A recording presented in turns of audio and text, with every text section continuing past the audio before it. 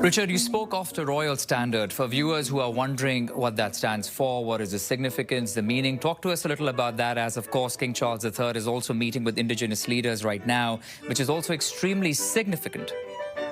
Yes, he's reading right now the chief of the Assembly of First Nations, and that is very significant now that the Indigenous peoples, their representatives, are included in this receiving line right after the Governor General and Prime Minister. But the royal standard is taken from the arms of Canada. People are familiar with the arms, the lion and the unicorn, with the maple leaves at the bottom, and the motto of the country, from sea to sea.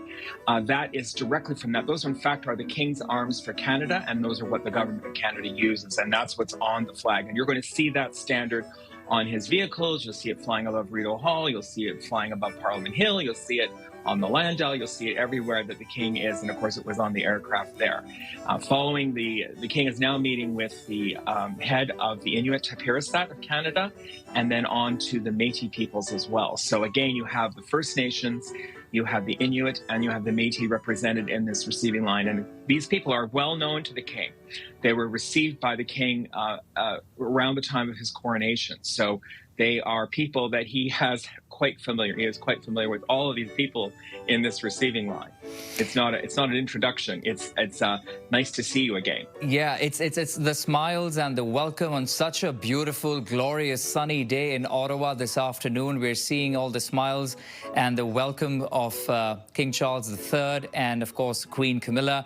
Afia, I'm going to bring you in. Richard, request you to stay with us. Your thoughts as we are looking at this meet and greet, the familiarity, the warmth at display at this welcome this afternoon in Ottawa. Afia. Like Richard said, these are not people that he's meeting for the first time. This is, great to see you again. And that really speaks to the way that King Charles has built relationships over that series of visits to Canada, that he's been before, that he knows these people, that he's familiar with the territory that he is in. It's also really, like I've been saying before, deeply symbolic, and really talks to how the King engages with people and engages with people on the ground. He's a monarch who prefers connection over formality. Absolutely. He loves connecting with people. Last year, he found it really difficult not to be able to do that because of his cancer diagnosis. And now he's being able to be out and about amongst the people, talking to people, shaking hands, connecting with people. That's what he really loves to do.